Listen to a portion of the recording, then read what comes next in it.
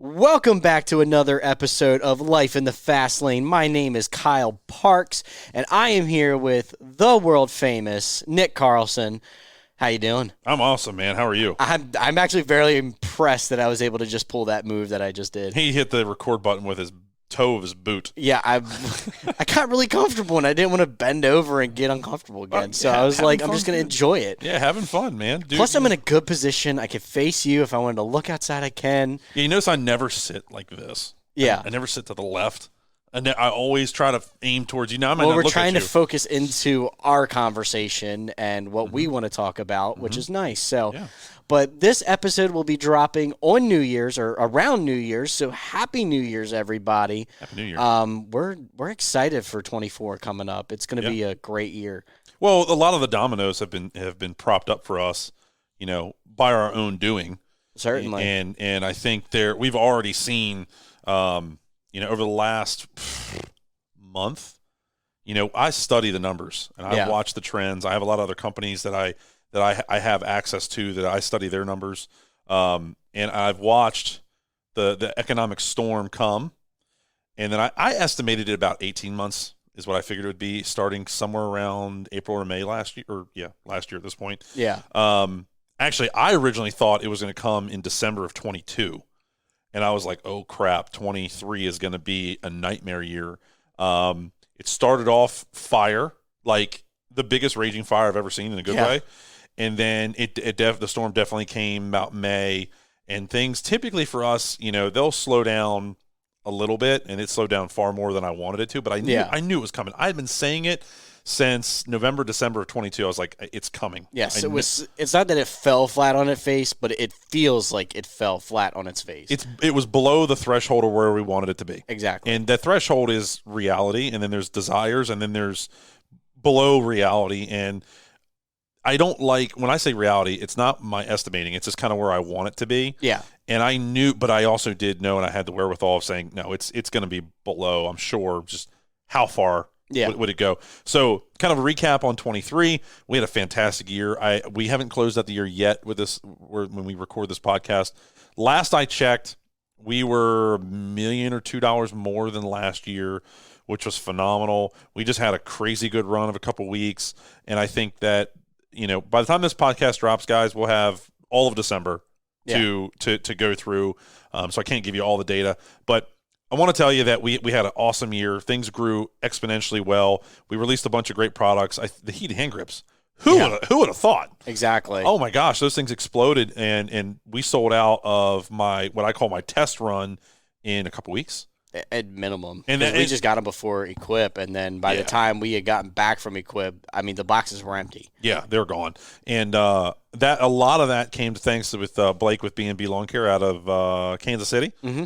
He did a post, and it went really, really well. So, Blake, thank you for your help. And it was so selfless to just want to throw us a bone and help us with this platform, and we really appreciate that. Certainly.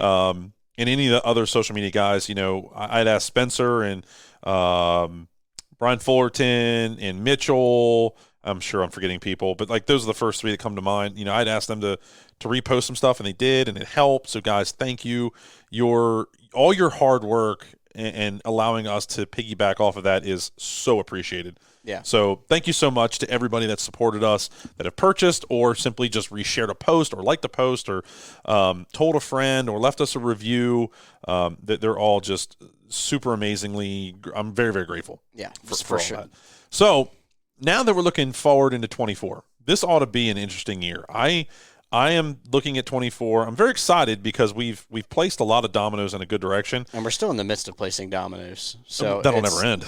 Well, what I mean is like by the revamp of the website. Yeah, that will hopefully help us out and help even you guys out with being able to see some things that we offer here. Oh, 100%. And this podcast is also a big thing. When we put this together, this was one of those deals where we kind of looked around and said, look at our customer demographic, right? How do they consume information? And this was something new that we had put together because we had watched, we had learned, we had studied, and we said, you know what?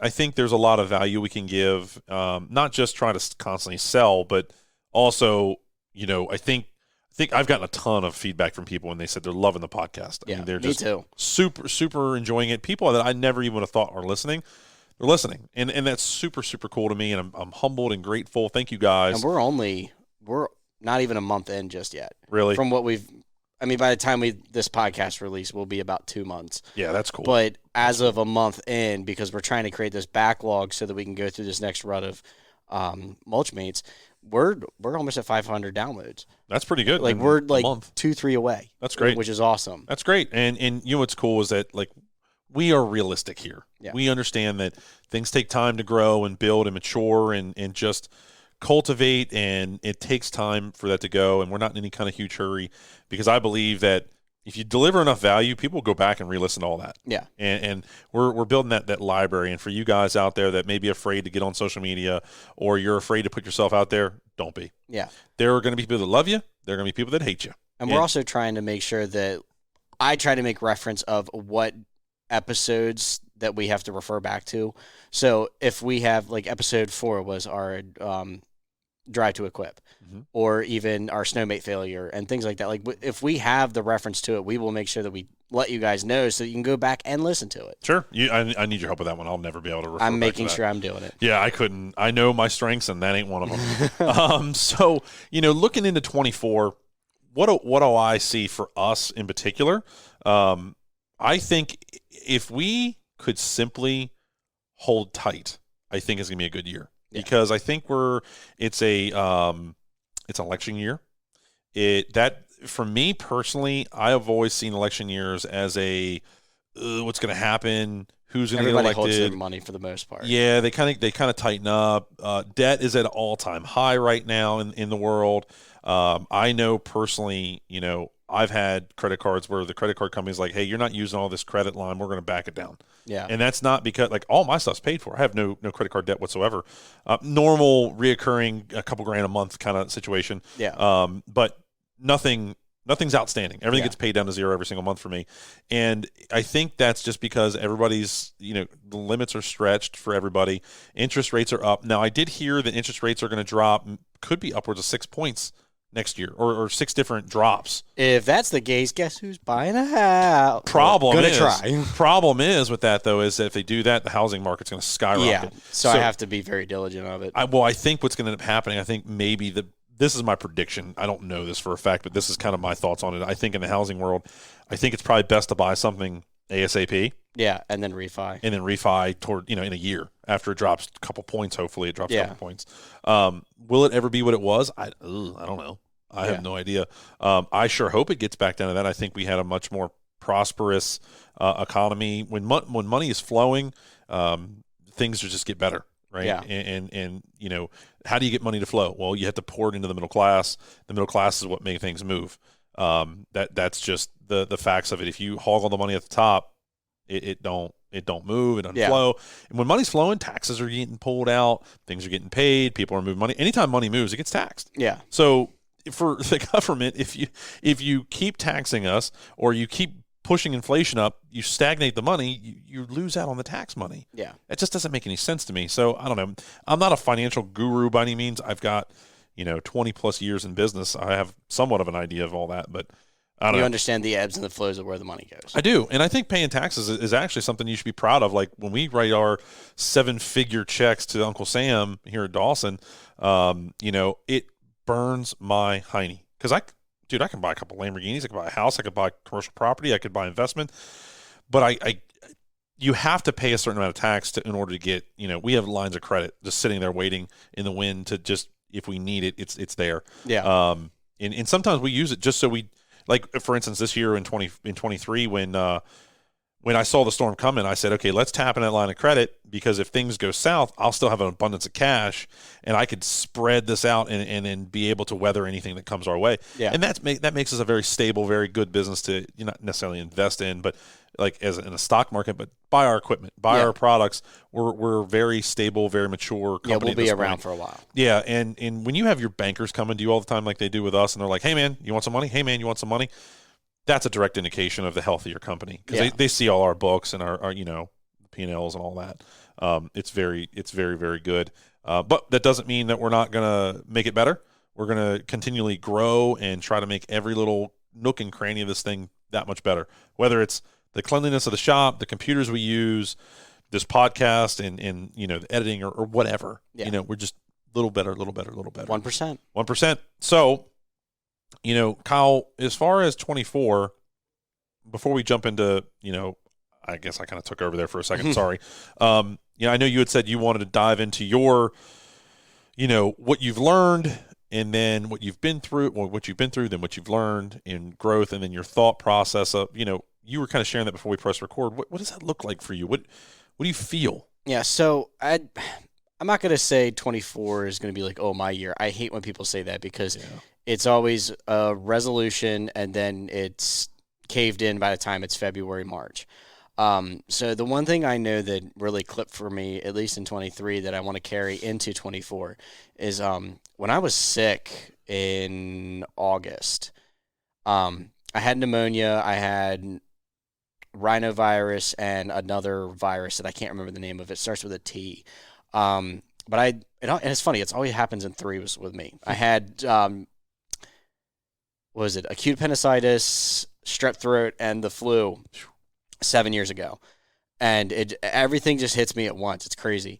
But this year really hit me because I had my baby girl. Mm-hmm. And I remember sitting there on the couch going, dude, if I don't get myself together and get things under control, how's my daughter going to be able to rely on me? How am I going to be able to give my daughter what she wants in life? Mm-hmm. And I'm not going to say I'm financially strapped or suited or anything, but we have a little bit of money put away, and we were able to put a little bit of money away, but being out for those 2 weeks, I noticed that it hurt. Yeah. I still have a landscape company that I run on the side. You've given me the opportunity and ability to come in early and work early and leave early so that I can still take advantage of daylight for the landscaping company. And doing that while I was sick, I had to pay a subcontractor for it, and that hurt me. Mm-hmm. I wasn't able to pay off the little bit of debt that I had within the company to be able to get ahead again. Mm-hmm. So I noticed that, and with that being said, I have to create structures and systems to get in place so that this coming year I'm not hurting as bad as I was. And a couple of those things it came down to is I had a reoccurring monthly payment with a CPA.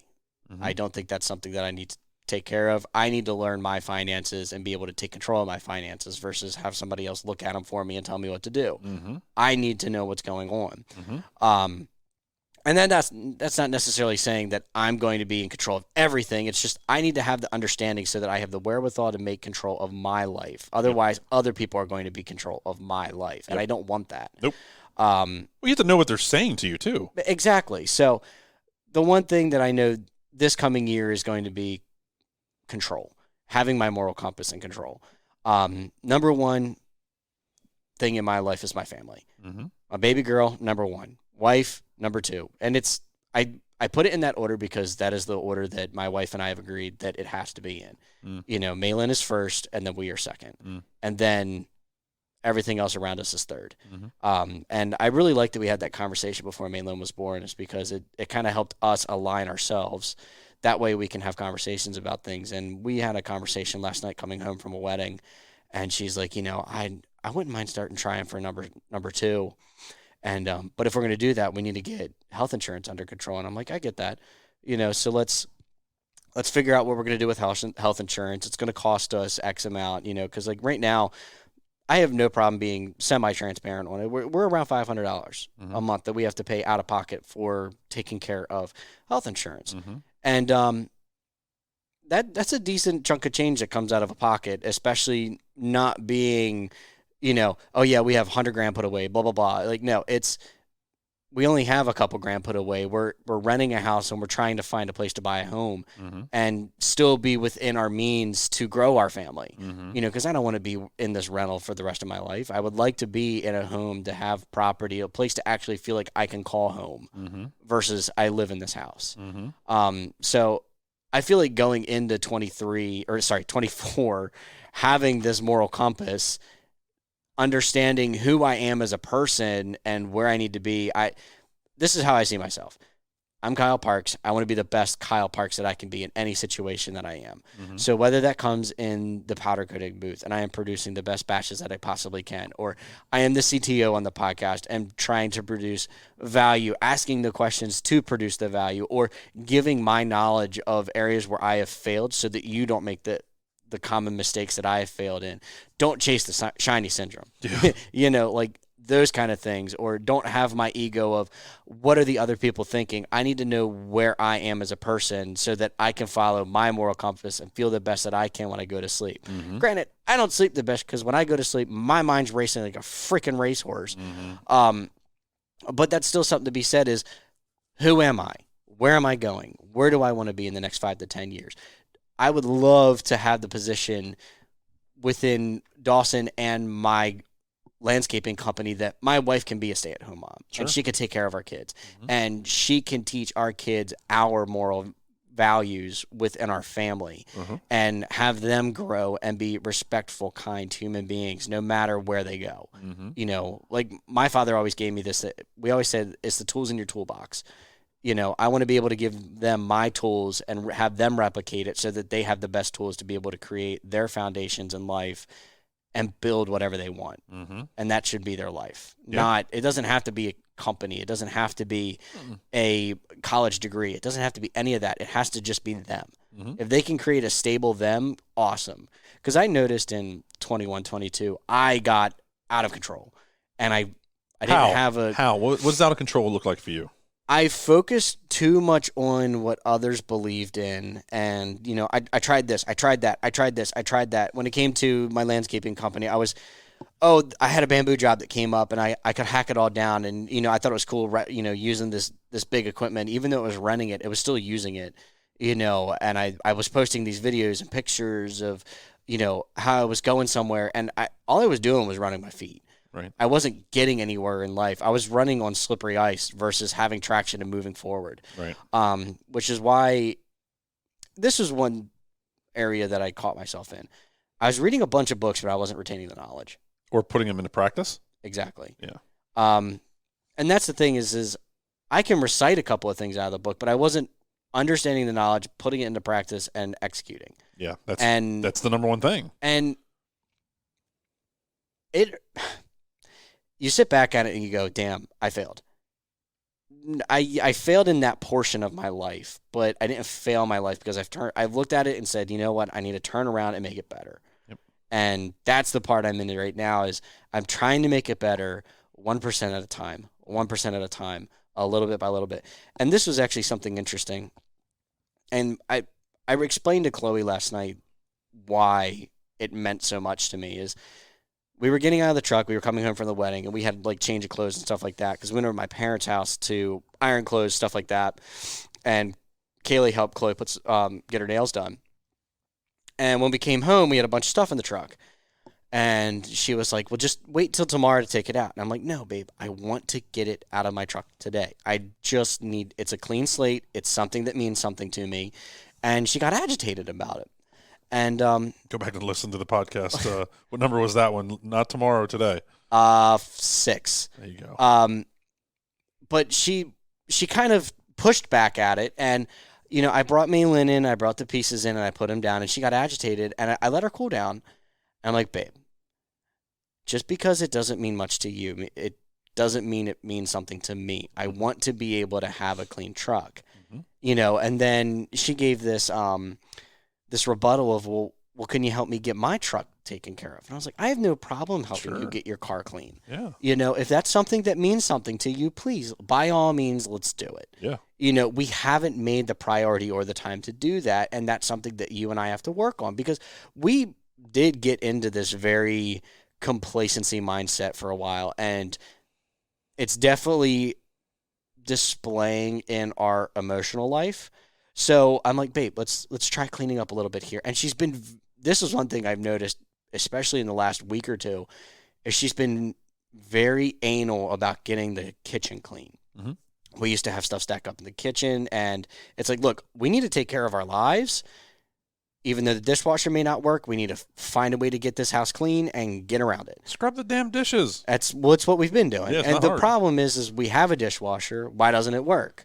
And we can't figure out what's wrong with it, and we don't want to go calling somebody to have them come in. And granted, yeah, it's a rental. That's a whole nother story. But we're doing our best to make our lives better now. And another thing we're doing right now is we're joining our finances. We're at a point where we need to get rid of personal debts again. We had a spending spree because Chloe had this little bit of a mental depression per se, but we're working through it together. And with that being said, I think she feels better when we're working together than separately. And since she was separate or feeling like she was separate, she was able to get away with some things. And now that we're going to do it together, we're going to hold each other accountable. We're going to get ourselves into a house. And we're going to make our lives better. We're taking control of things. And it's having that moral compass and being that I got sick last year and noticing what my 1, 2, and 3 in life is, I was able to focus myself in, I have to be able to give when I want to Maylin. I have to be able to provide for Chloe. I have to be able to provide for myself. So how am I going to get myself into those positions to be able to do that? Well, I'm going to make sure that every day I get into work early, even though we can't necessarily do overtime just yet. I want to show the initiative that I'm here early. Even though Sam said not to come in an hour early, I'm still going to come in an hour early and make sure I'm getting something done before everybody gets here. I want to show that initiative. And then even if I stay an extra 5 minutes to help something out and then I go out the door, I'm trying to show that extra. I'm trying to show that I want to put a mulch mate on the back of every landscaper truck out there that can possibly use it. Because I see a lot of them. But that's the thing is like I see the vision of the company. I can see the vision of where that can help take my family, your family, everybody here, and I want to be able to help provide that. So even if it's me coming in an hour early and I clean the shop or I clean the common spaces, that makes me feel like I'm producing for a cause. Yeah, absolutely. So that's part of my moral compass. And hopefully with the new year coming, everybody else can focus on their moral compass and they can right their mind. So, because we were just talking to Corey Ballard, he found his moral compass and he found that once he aligned with it, it makes him feel better and it makes him produce better. So once I found my moral compass, and at least let me know what you think, once I found it, I started producing better. I started visualizing things better. I started coming into work a little bit happier with a better mindset. Yeah, well, I'll give you a really good – I always like to kind of not tear myself down on the podcast, but give people a view of what I've struggled with so it can relate to them. And something I admitted to Corey that I haven't said to a lot of people, but I've voiced it a couple times, but not on the podcast. I used to go to Chick-fil-A like every morning to get breakfast. And that was when I was, tilting the scale at 350 pounds. And I no longer am tilting the scale at that. I'm at 260. I'd lost over 100 pounds. I'd lost 125 pounds. And I got so skinny that it was too skinny. And so now I'm trying to find that middle ground for me. It's just a journey. It's just the good old happy medium. Yeah, I'm trying to find it. Right now I'm a little heavier than I want, but that's just what it is. But anyway, when I used to go through this drive-thru, I used to have a 2016 F350 dually platinum white gorgeous truck. Diesel, the whole 9 yards. Yeah, it done blowed up on the way to Kentucky. But anyway. Well, don't drive at 100 mile an hour. Yeah, well, I can't. I have to go fast. I like speed. But there was this chick that I have never had any interest in, but I knew her from high school. Yeah. She's a couple grades younger than me, whatever. I just knew of her. And I had these dumbass thoughts go through my head. I'd go through this drive-through, and I was like, man, I wish my truck was jacked up so she could see it. I wish I had rims on my truck so she could see it and I could press her. Not that I was trying to attract her. It could have been anybody from school. It had nothing to do with gender. It had nothing to do with... It was an individual person that you noticed. That we knew. It was a common, mutual, not friendship, but just knowing who each other was. Yeah. And I had this dumbass thoughts of like, I wish people could see me and think, and Corey was saying this too, I want them to think I'm a badass or I've got my shit together. Yeah, my ego was just like so big. And I remember that had gone through my head like 4 times. And then I got to thinking about it like after the 4th time, and I'm like, that is the dumbest thing on the planet to worry about what someone thinks of me in that manner. Now, I am concerned with today with I want to be the best Nick that I can be, right? Whether it's for the team here or for whoever's watching or listening to us, or the guy that I met at Lowe's the other day and he was talking to me about the Bronco, or the person I held the door for, or whatever. Yeah. Right? The thing that I've come to grips with on since that day of thinking of my truck and had that realization was, I've always had a good moral compass. And I learned it about 22, 23 is when I kind of gathered all of the pieces of my compass and said, okay, this is what Nick stands for. This is what Nick believes in.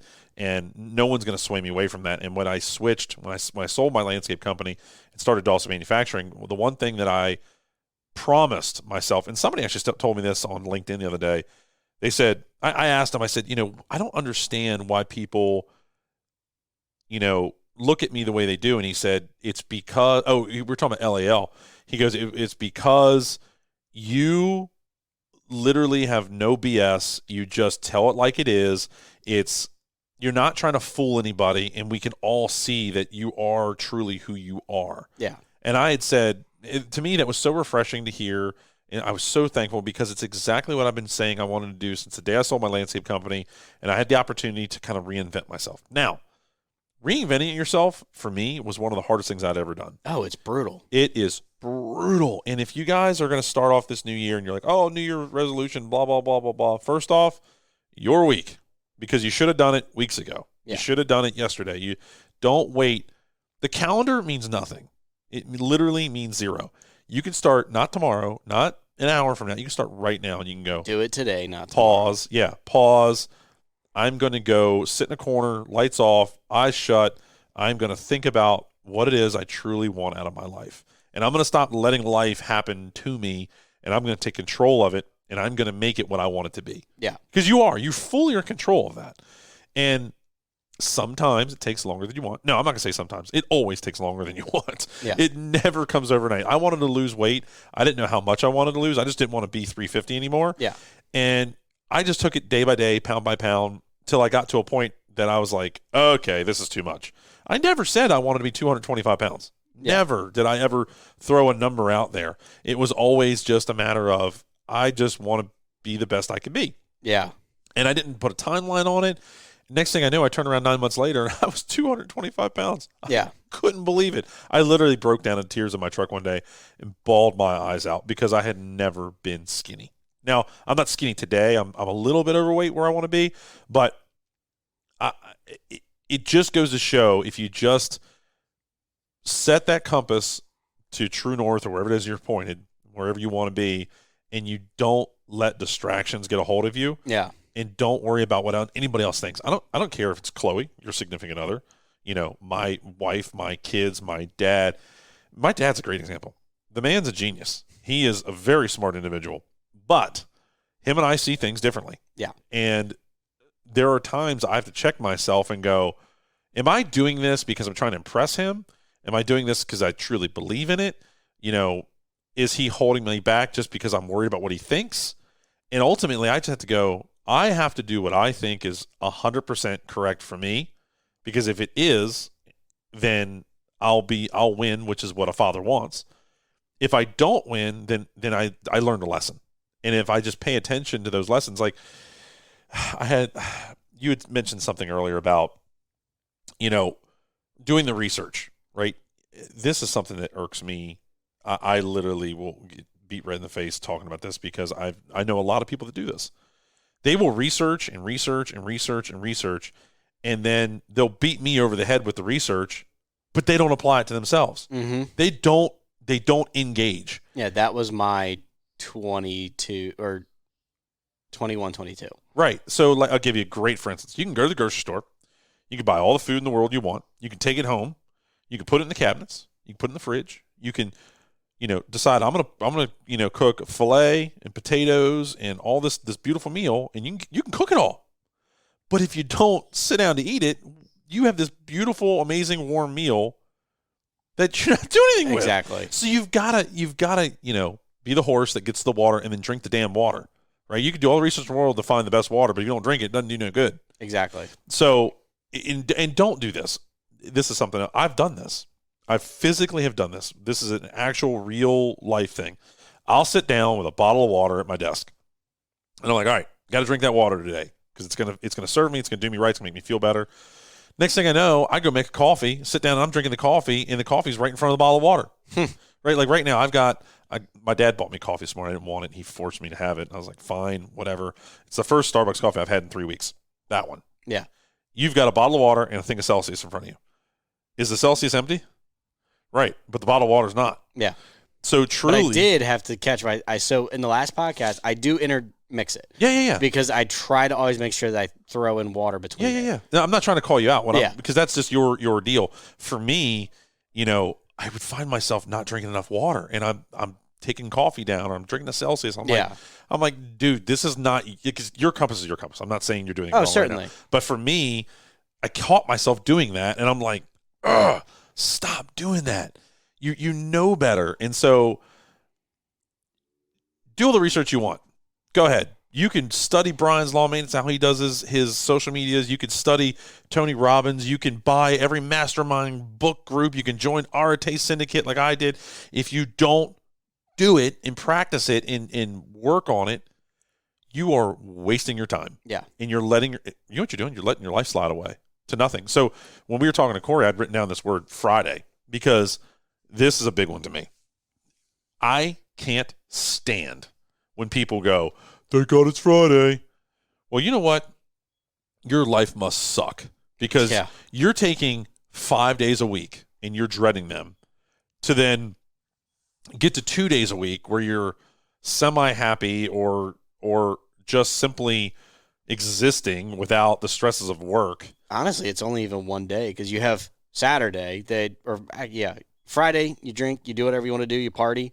And then you have Saturday that you're doing pretty much the same thing into Sunday. And then you go Sunday, you're dreading all day for the next day. I live the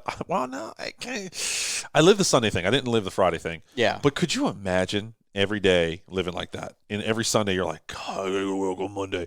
Dude, I lay down on Sunday nights. First off, I love Sunday nights because there's like no cars driving by my house. Yeah. It's quiet. Everybody's just peaceful and sleeping. And as long as my kids are sleeping, and I'll lay down, and I'm like, wow, this is so nice. It's quiet. And then I think to myself, all right, tomorrow, literally this is what I say to myself, tomorrow's another day to kick ass. I get to go chase a dream, and I would hate to wake up every day and dread being a mom or being a caretaker to somebody or a bus driver. Or, like, if you're just a bus driver, like, that's fine. That's great. We all need somebody to drive the kids around or the people that aren't as fortunate or whatever. But if I've literally met bus drivers that are miserable and they dread it. And they're like, thank God it's Friday. Well, that's the lady that drives my kid to work or to school every day. It does that. And I'm like, I don't say anything to her because it's not my place to change her. She's got her own thoughts. But I've also seen bus drivers and they're like, hey, it's been an awesome week. You can choose that. You can choose to say, it's been an awesome week, or thank God the sun's coming out. Like right now, the sun's getting ready to come out now after 2 days of rain and nasty, and I am just so thankful to see the sun. Yeah. But I'm also thankful that we've got the rain because we need it. It cleans things up. It washes the ground. It feeds the plants. You can choose to look at rain as a bad thing, or you can choose to look at rain as a good thing, right? Or like daylight savings, right, with the darkness early. You can either learn to embrace it, or you can be like, it makes my old man miserable. He can't stand it. And the way I look at it as, well, good. This is a chance for us to have Christmas lights and, Dude, Christmas lights make me so happy. That's great that you focus on that, right? Like I used to hate Christmas and I still don't love it, but I'm trying to look at the positives. Like I took my kids out to this light thing on Saturday and I could care less. But it was so nice to walk around and look at the lights, even though they had half the blackout. Half the place was blacked out. Really? They had power issues or something. We ended up getting a refund, which didn't come in the form of cash. It just came in more tickets. But whatever. Yeah. Thank you. That's a positive. Even though it was a negative, it was a positive. But we sat there and we ate some pizza and we had hot cocoa and there was fires, like little bonfires everywhere. Yeah. Face painting. Beautiful Christmas lights everywhere, and I'm not a Christmas lights guy, but I'm like trying to like find the positive in it so I can enjoy the moment. And that's choice. That's something I practice. Like I fell out of love with Christmas because this is when, speaking of, I got to text Lyle. All kinds of bad things happen to me this time of year, and I decided, was it last year or this year? I can't remember. But I had decided that I am no longer going to hate this time of year, and I'm going to try to embrace it and find all the positives in it. And all that is a mind shift that only you can control. Yeah. I can introduce this viewpoint to you, Kyle, and everybody that's listening, but you have to engage, right? You have to put the vehicle in drive, and you have to drive that son of a gun. And all I'm trying to do with this podcast and what I try to do in life is to show people that there's a better way to look at it, or maybe it's just a reminder. No way, shape, or form am I perfect at this. I struggle every day with. I've never felt this until this past year, but monotony. I don't like monotony. I'm not one to like the repetition. I like to jump into something new, or a project, or just a new environment. Like, just go for a drive. Yeah. Like, dude, just let me go for a drive, and I'm a much happier guy. And some people they get so bogged down with that. So in 24, guys, find your happy place, right? It's interesting how monotony, it's not that it's introduced. You wake up, you go to work, you do your thing. That part is monotonous. What you do outside, you can introduce the new things for you, whether it's a drive or whether it's doing a new activity with the kids or doing a new activity with the wife. And that's something I need to be more mindful of with Chloe, is being less monotonous. Now, granted, it is very hard when you do have children and they need to get into a routine in order to, I'm not going to say have a better life, but in order for life to be easier. Yeah. But being he's sorry down. about that. He's down. I have no idea what that was. It just smacked me in the back of my throat, and it was like, oh, hey, you're coughing now. But no, it's just being more aware of having that time with your loved ones or yourself. So, like I say, whether it's doing a drive, or you mow a lawn a different way, or you try something different, or you weed whack in a different way, it just change it up, make it so that not only that you're challenging yourself, but you're giving yourself, you're allowing your brain to work. Yeah. Versus going into a routine. Because I find myself doing this all the time. If I'm on Aviation Boulevard, I'm turning at the Rofo. Yeah. I don't always go down and turn at the light. Right. But that's just because my brain is always in autopilot when I'm doing that. That's scary. And it's, okay, stop, pause, do this. Now, there's ways that you can get back on the road, you turn around, you go where you need to go. There's always reroutes. But the fact that I always turn at the Rofo versus going to the light, it changes some things. Try going out of your house like today, guys. When you get up tomorrow, instead go of around the front of your car instead of the rear. Yeah, do that. Or and when you leave your driveway, instead of always turning left, hang a right. Yeah. I don't care if it's a cul-de-sac down there. Just do it. Yeah. It's amazing. Your mind doesn't like the monotony. What likes the monotony is laziness. Mm-hmm. And you've got to sometimes break out of that and change your routine, change what you're looking at. Do something funny. Like the other day, I was thinking about the podcast, and I'm like, you know what I don't do enough on the podcast? I don't laugh enough. Yeah. And it's because I'm so passionate about helping everybody and being serious and be like, guys, I'm not kidding here. You need to, better yourself, and you need to, don't let life slide by you. And the reason I'm so passionate about it all, because I have a lot of experience in that area. What I don't have a lot of experience in is like partying, having a good time. Now, that's not to say I don't need alcohol to have a good time. No, same. I could care less. I can let it hang out anytime, anywhere that I want. That was a learned skill. I didn't do it because I drank and found myself doing that. I just realized, I'm like, dude, you're too stiff. Yeah. Loosen the hell up. Drinking it loosens me up, but at the same time, it also makes me very numb.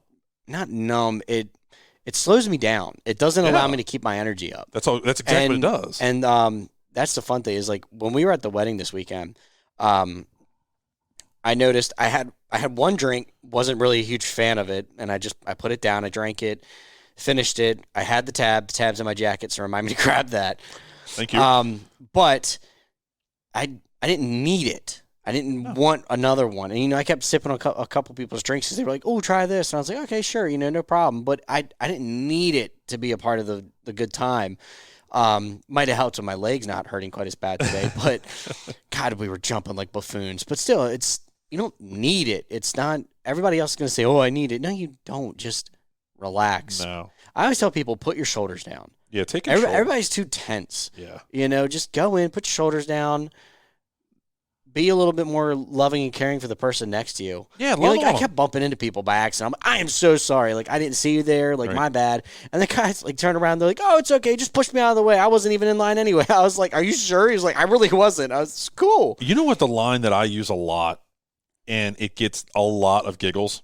So being a relatively bigger dude, I tend to, I'm doing something, say I'm at Home Depot. Yeah. And I'm standing there looking at something or doing something.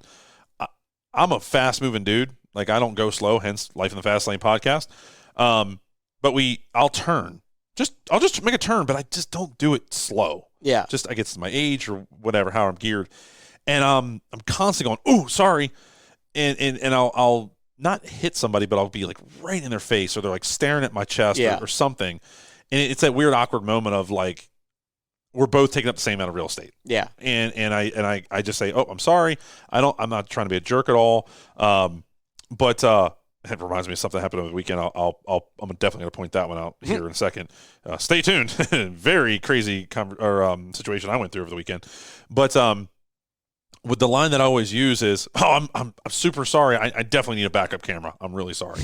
And so you just giggled. Everybody giggles when I say it. And it not only breaks that weird, awkward silence, but it makes people laugh, and it leaves this funny impression. And everybody walks away from the scenario instead of grumpy, like, guy, get in my space. It's this good feeling that I've left them with, and I'm fully in control of all that. So let me tell you this story, dude. It is kind of funny you say, I'm sorry. Oh. I do it all the time. Yeah. Matt called me out on the other day. He was like, dude, you say that all the time. I just yeah.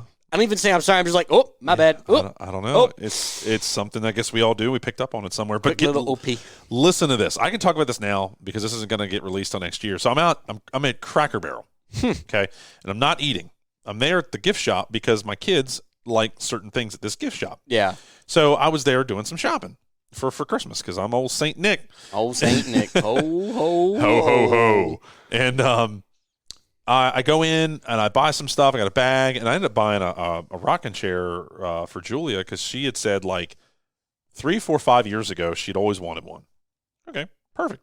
Cracker Barrel's like a nice place to get one too, because it's like that's all the old timey stuff, and like everybody. Oh, my bad. No, you're good. It was, you just did it, but it was on sale. Yeah, so perfect. Like, why not? And so I walk out and I'm piling all these toys and stuff in the back of the truck, and man, I really wish this scenario didn't happen. So don't do this.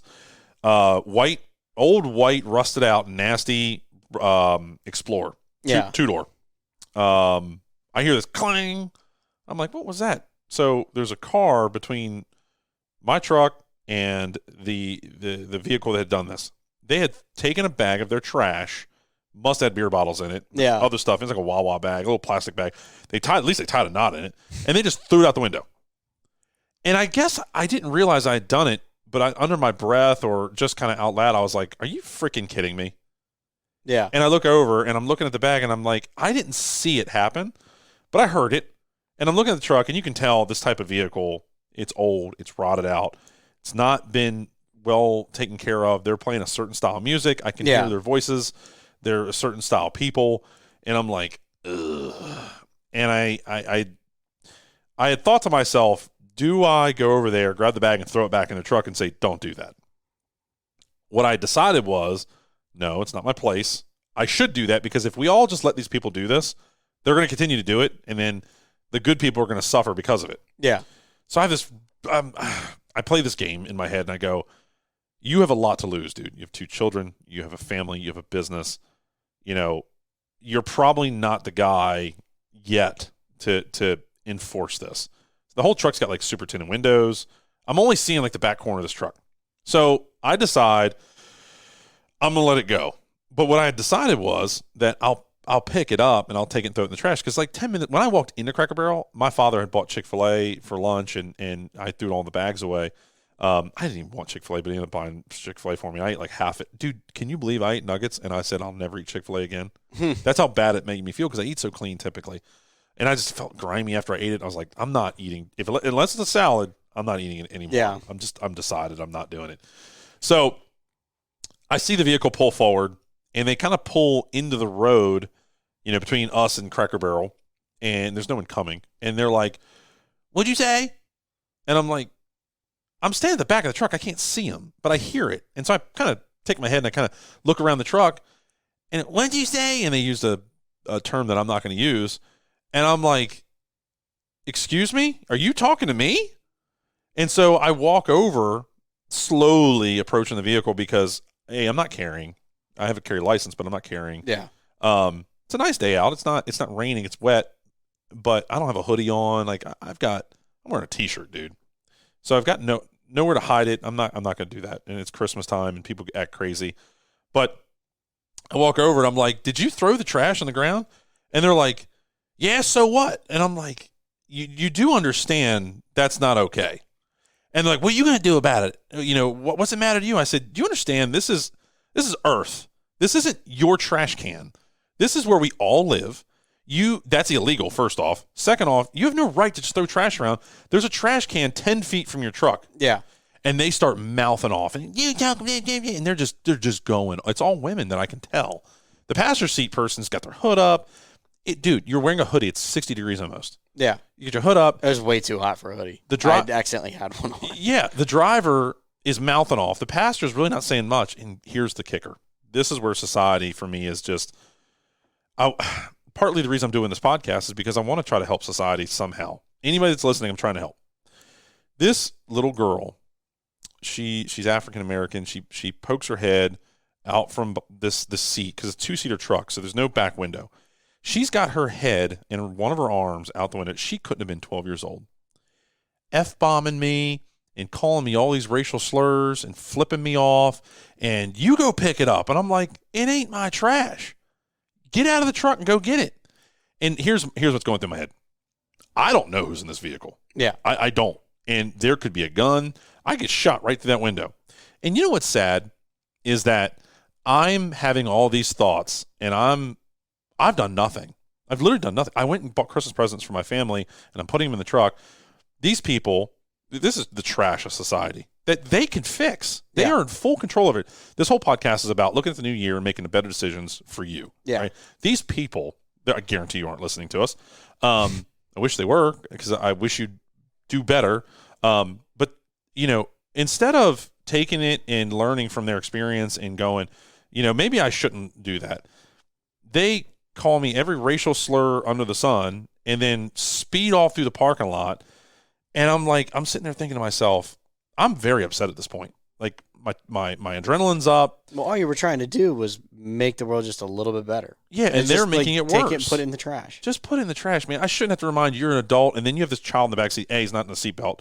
B, is probably on the verge of being a teenager, and they're already corrupt. Yeah. So these people, this is a group. This is just this truck in general. It's this truck, but there's also people like them, and it has nothing to do with race. At all. It's just this group of people that they continually make poor decisions, and they want to know why their lives aren't better.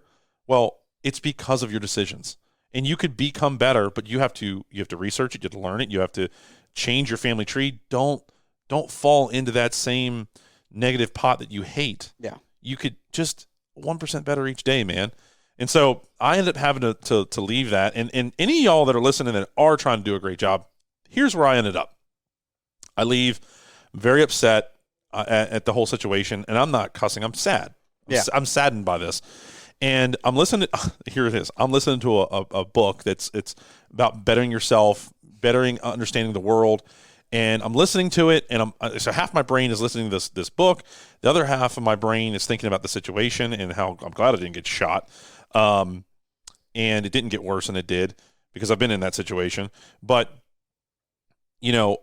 I'm sitting there thinking about it, and I go, you know what? I can't hold on to this. That's not mine to hold. Yeah. And I'm going to do what I can to make this world a better place. And unfortunately, there'll be some souls lost in all of it, and I can't control that.